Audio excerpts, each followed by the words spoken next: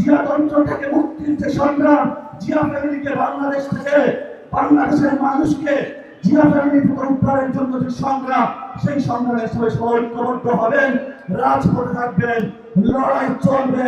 বাংলাদেশে যেটা প্রতিষ্ঠিত হয়েছে সেটা গণতন্ত্রের বদলে বাংলাদেশে জিয়াতন্ত্র প্রতিষ্ঠা করা হয়েছে।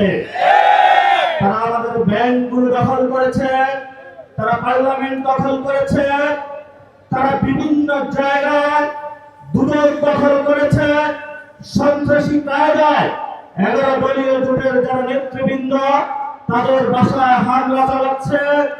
জনগণের যে অধিকার রয়েছে, যেই ভিত্তিতে জনগণ ভোট দিয়েছিল, জনগণের হাতে এখন বালতি দড়ি দিয়েছে, রাস্তায় সিরিয়াল দড়ি দিয়েছে। আমরা যেখানে নিশ্চিত চেয়েছিলাম বাংলাদেশের মানুষ, ব্যবসায়ীরা নিরাপদ থাকবে, আজকে একজন ব্যবসায়ী আমাকে বলছেন 6টার পরে হলে দোকানে কাস্টমার আসে, 6টার পরে হলে সরকার আমার দোকান বন্ধ করে দিয়েছে।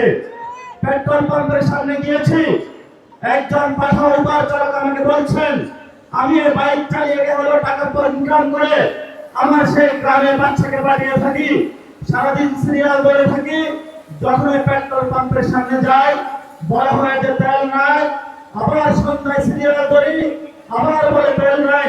তাহলে আমি সংসারটা চালাবো কিভাবে? বাংলাদেশের সাংবিধানিক যে প্রতিষ্ঠানগুলো রয়েছে, সেই সাংবিধানিক প্রতিষ্ঠানগুলোকে আমরা যখন একটি নতুন বাংলাদেশে সংস্কার নিশ্চিত করতে চেয়েছিলাম, দুদকে সংস্কার নিশ্চিত করতে চেয়েছিলাম, বিচারালয়ের সংস্কার নিশ্চিত করতে চেয়েছিলাম, পুলিশ প্রশাসনের সংস্কার নিশ্চিত করতে চেয়েছিলাম, সাংবাদিক ভাইদের সংস্কার নিশ্চিত করতে চেয়েছিলাম, ব্যবসায়ী ভাইদের সংস্কার নিশ্চিত করতে চেয়েছিলাম, ব্যাংকিং খাতে সংস্কার নিশ্চিত করতে চেয়েছিলাম।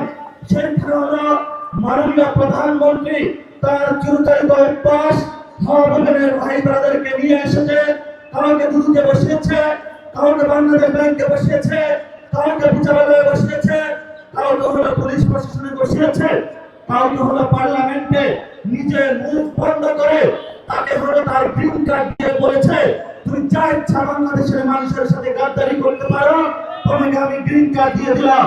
এই রহমানের সন্তানের ভবিষ্যৎ, এই সন্তানের ভবিষ্যতের সাথে বাংলাদেশের ভবিষ্যৎ যাবে না, যাবে না, যাবে না। বাংলাদেশের ভবিষ্যৎ যাবে উসমান আলীর পথে, বাংলাদেশের শান্তির পথে, আমাদের ৭১ শহীদদের পথে বাংলাদেশের ভবিষ্যৎ যাবে ২৪শে গণ অভ্যুত্থানের শহীদদের পথে। যদি এই পথে কথা হয়ে যায় আমরা তাদেরকে প্রতিরোধ করতে প্রস্তুত আছি ইনশাআল্লাহ।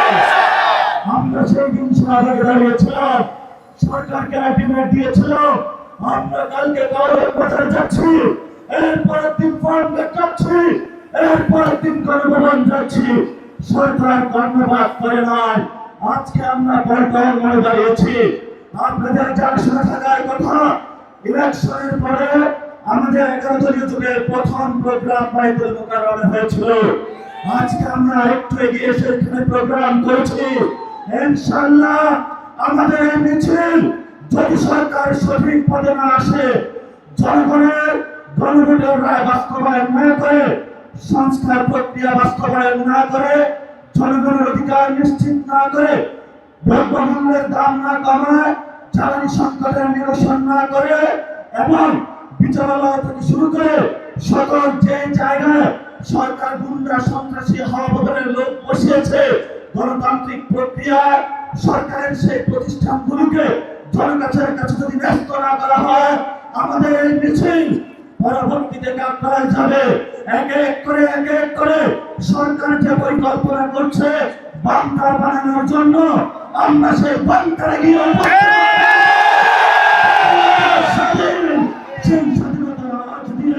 আমাদের এই মিছিল চলবে, আজাদির সংগ্রাম চলবে।